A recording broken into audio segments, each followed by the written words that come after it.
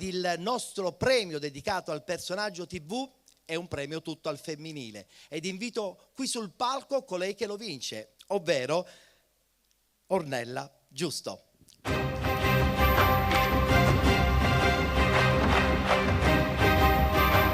Ornella Giusto, che io conosco da tantissimo tempo. Il microfono, Ornella.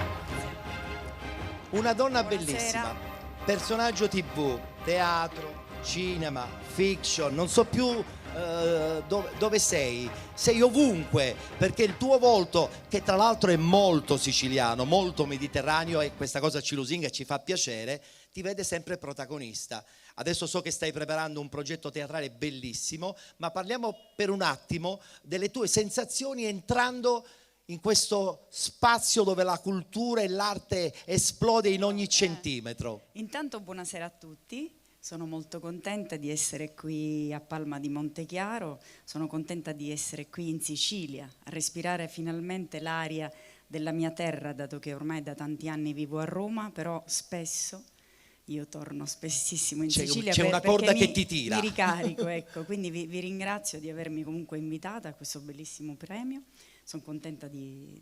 Ne ero convinto, ecco. Anche perché tu l'hai accettato subito, hai detto sono lusingata, sono piacevolmente sorpresa, grazie, e quindi la tua presenza è doppiamente ancora più vivibile. Parliamo un attimo di questo spettacolo che stai preparando, perché sarà di scena praticamente in questo mese di agosto. Venerdì 20 agosto alle ore 21 al Palazzo della Cultura di Catania. Sì, cortile Platamone. Federico Garcia Lorca, Passione Andalusa sotto la luna gitana, l'ho intitolato. Addirittura.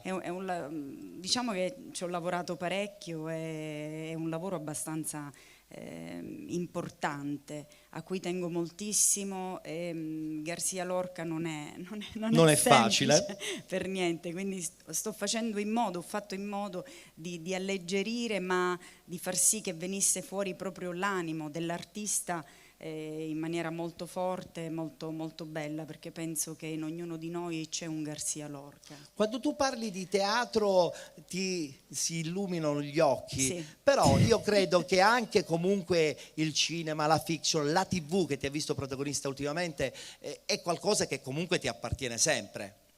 Quello sì. Non possiamo pensare che il teatro sia soltanto la tua anima vincente, ci sono tante altre sfaccettature. Il teatro sicuramente ti dà delle emozioni bellissime, poi l'attore parte dal teatro, e così. Tra l'altro in sofferenza, insomma, negli ultimi 2 anni sì. con grandissima sofferenza. In sofferenza, però io da buona siciliana, sì?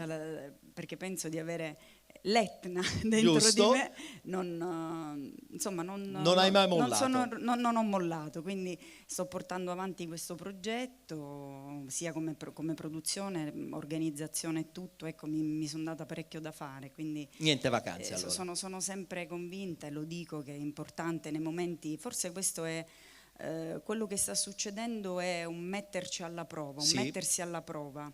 È vero, perché proprio in questo momento si vede veramente chi sei e quanto vali e il carattere che hai, perché è un momento molto difficile, quindi sono sicura che ce la faremo e che a ognuno di noi rimarrà qualcosa di importante. Ne sono pienamente convinto pure io. Grazie al nostro personaggio televisivo Ornella Giusto. Invito qui sul palco l'organizzatore del premio internazionale Donna Fugata, che è andato in scena giorno 6 a Palma di Montechiaro, ovvero Francesco Bellia, a premiare Ornella Giusto. Allora, sta per arrivare la targa da consegnare ad Ornella, così poi avremo modo anche un attimo di parlare con Francesco. Consegniamo la targa ad Ornella. Personaggio TV. Grazie, bellissimo. Ai Penalty Awards. La mia terra mi abbraccia sempre, mi coccola, mi sento molto amata. Grazie ad Ornella Giusto, premio personaggio TV.